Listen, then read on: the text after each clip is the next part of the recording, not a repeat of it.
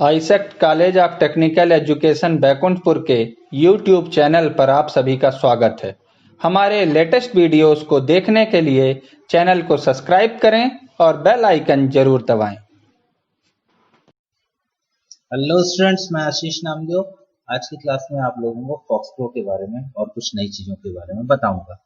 Last class में हमने file को बनाना, किस तरह से हम अपने डाटाबेस फाइल को क्रिएट करते हैं, ठीक है, किस तरह से अपने फाइल को देखते हैं, किस तरह से अगर आपकी बंद फाइल है उसको ओपन करते हैं, ठीक है, किस तरह से फाइल की सूची देखते हैं। तो इस तरह की कई अलग अलग चीज़ों के बारे में हमने लास्ट क्लास में देखा, ठीक है।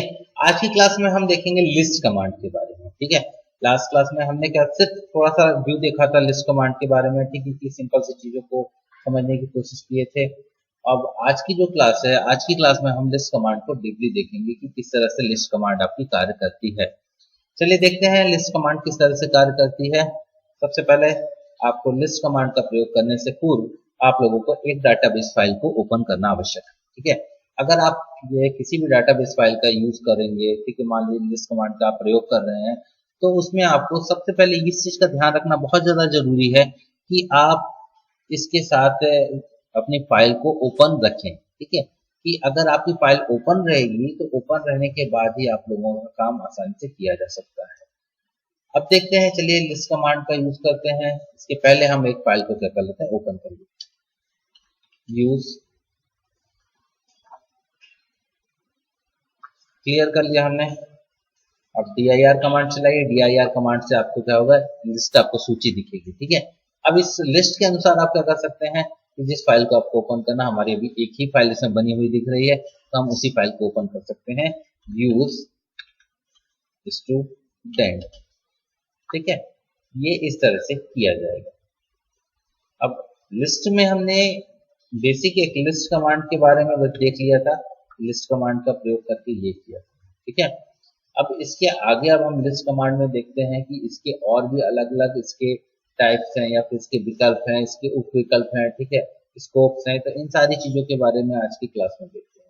लिस्ट का यूज करने पे क्या होता है, डाटाबेस फाइल के सभी रिकॉर्ड्स प्रदर्शित होते हैं। जैसा कि आप सामने स्क्रीन में देख पा रहे हैं कि डाटाबेस फाइल के सभी रिकॉर्ड्स यहाँ से क्या हो रहे हैं, आपको प्रदर्शित हो रहे हैं, ठीक है। अब इसके बाद अगर हम क्या करते हैं, लिस्ट कि स्कोप के बारे में पढ़ते हैं, तो स्कोप के बारे में पढ़ने से पहले हम एक चीज देखते हैं कि स्कोप जो होते हैं वो आपके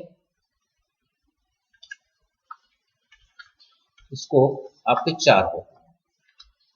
पहला होता है ऑल, दूसरा होता है आपका रिकॉर्ड नंबर, तीसरा होता है आपका नेक्स्ट नंबर, देन चौथा होता है आपका रेस्ट।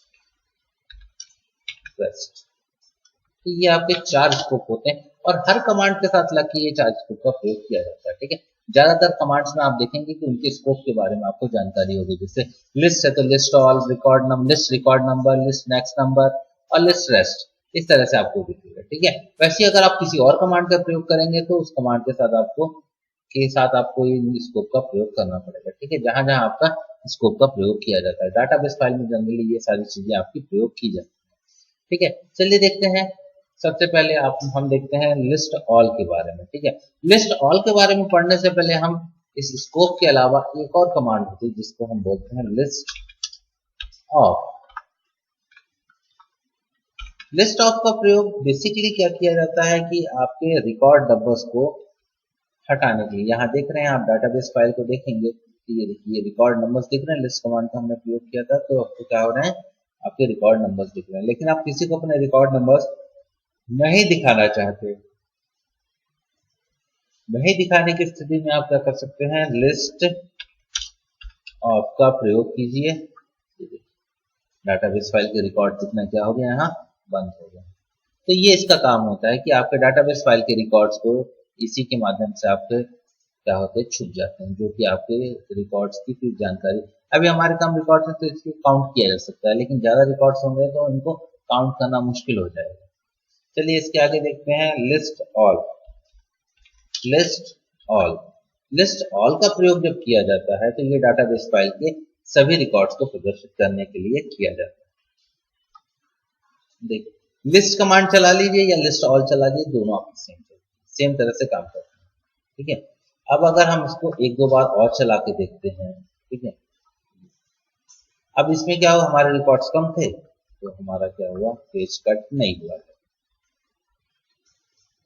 अब देखिए, अब हम इस बार चलाएंगे तो क्या होगा, हम अपने नेक्स्ट पेज में पहुंचेंगे। अब इसमें देखिए हमारे दो रिकॉर्ड्स पिछले पेज में कट हो गए हैं।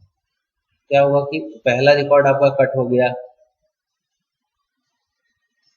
देन आपके स्ट्रक्चर, टेबल का स्ट्रक्चर जो था वो कट हो गया। देखिए अब क्या होगा कि ये सारी चीजें इसकी कमियां हैं, लिस्ट कमांड की ये बेसिक कमियां हैं। ठीक है, जिसको हमने इसमें हम देख रहे हैं। ठीक है, अब अगर हम क्या करते हैं कि अगर फिर से अगर आपको पूरे क्या बोलते हैं डाटाबेस फाइल को देखना है, तो कोई अगर आपकी खुद की फाइल है तो आपको कम दिक्कत आएगी इसको समझने में, लेकिन कोई नया कोई एंड यूजर है, एंड यूजर को अगर यूज करेगा तो अगर इस तरह से आपके टॉप कट जाएगा, मीन्स आपके फील्ड्स कट जाएंगे, तो क्या हो जाएगा, उसको समझने में दिक्कत आएगी। चलिए ठीक है, तो ये थी आपके list all. List record number, ठीक है, लिस्ट रिकॉर्ड नंबर का हम प्रयोग करते हैं किसी विशेष रिकॉर्ड को प्रदर्शित करने, मतलब जो संख्या की रिकॉर्ड, जो संख्या हम देते हैं उस रिकॉर्ड को ये क्या करता है, प्रदर्शित करने का कार्य करता है।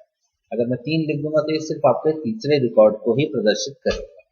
ठीक है, 3 लिख दिया मैंने, ये क्या करेगा, आपके तीसरे रिकॉर्ड को प्रदर्शित करेगा। ठीक है, और साथ ही साथ ये रिकॉर्ड जो पॉइंटर है ये 3/5 हो गया। 3/5 मतलब अभी आप वर्तमान में कहाँ स्थित हैं, तीसरे रिकॉर्ड में स्थित हैं, ये बता रहा है आपको। ठीक है, इसको बाद अगर आप करते हैं इसको एक, ये क्या करेगा, आपको एक में ले जाएगा, सॉरी इसमें लिस्ट रिकॉर्ड 1 का यूज करेंगे तो क्या आ जाएगा, आपको एक में ले जाएगा। ठीक है, इस तरह से क्या होता है, आपका प्रदर्शित होता है। ठीक है, इसके बाद आता है नेक्स्ट नंबर। अब नेक्स्ट नंबर कैसे यूज किया जाता है, चलिए देखते हैं।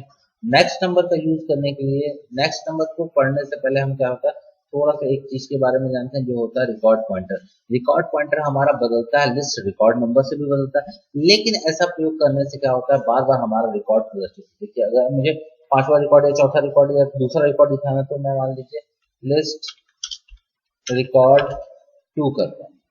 ठीक है, तो ये क्या करता है, दूसरा रिकॉर्ड में तो पहुंच गया पॉइंटर, लेकिन साथ साथ आपका रिकॉर्ड भी प्रदर्शित हो रहा है, जैसा कि ये देख रहे हैं, ये रिकॉर्ड भी आपका क्या हो रहा है, प्रदर्शित हो रहा है। मैं इसको नहीं प्रदर्शित करना चाहता हूँ, डायरेक्टली मैं पॉइंटर को बदलना चाहता हूँ, जिसके लिए हमको प्रयोग करना पड़ता है एक कमांड, जिसको कहा जाता है go to number. Means go to के साथ आपको नंबर देना है, तो ये आपके रिकॉर्ड के पॉइंटर को बार बार परिवर्तित करता है। जैसे गो टू 5, 5वें में पहुंच गया, लेकिन क्या तो आपको 5वां रिकॉर्ड प्रदर्शित हुआ, नहीं हुआ है आपको। ठीक है, तो ये इसकी खासियत होती है। अगर हम क्या करते हैं, गो टू 1 करते हैं, तो ये क्या करेगा, आपके पहले रिकॉर्ड को में आपके पॉइंटर को पहुंचा देगा, लेकिन आपका रिकॉर्ड पॉइंटर नहीं प्रदर्शित, सॉरी रिकॉर्ड आपका प्रदर्शित नहीं होगा, पॉइंटर आपका सेट हो जाएगा। ठीक है, अगर आप करते हैं, अब नेक्स्ट कमांड देखते हैं, लिस्ट नेक्स्ट नंबर 3 करते हैं, तो ये क्या करता है, वर्तमान पॉइंटर की वर्तमान स्थिति से लेके दी गई संख्या तक के रिकॉर्ड को प्रदर्शित करने का कार्य करता है। पॉइंटर की वर्तमान स्थिति क्या है, वर्तमान में हम कहाँ है, पॉइंटर के 1 में है।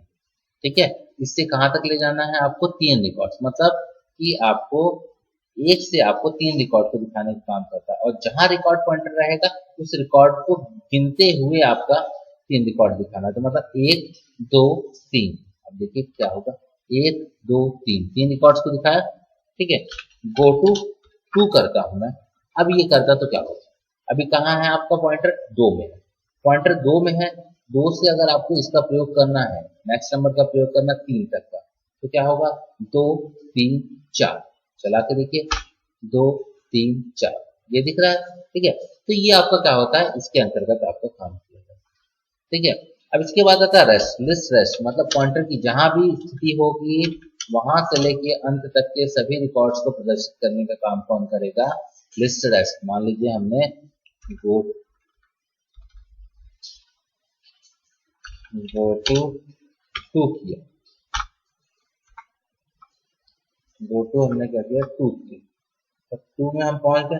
अब यहां से हम लिस्ट रेस्ट कर देंगे तो क्या हो जाएगा, पॉइंटर की वर्तमान स्थिति से लेकर अंत तक के सभी रिकॉर्ड, मतलब 2, 3, 4, 5, ये पांचों रिकॉर्ड को क्या कर देगा, आपको प्रदर्शित कर देगा। ठीक है, तो इस तरह से हम इसका प्रयोग करते हैं और आप लोगों को इसकी प्रैक्टिस करते रहना है। प्रैक्टिस करने से आप लोगों को ज्यादा अच्छा समझ में, कोशिश करेंगे कि 10 से ज्यादा रिकॉर्ड की ही आप डाटाबेस फाइल को बनाएं। ठीक है, अभी हमने यहाँ छोटी सी डाटाबेस फाइल को बनाया कि आपको समझने में किसी प्रकार की दिक्कत ना हो। ठीक है, चलिए आगे की चीजों को हम नेक्स्ट क्लास में देखेंगे। Okay, thank you.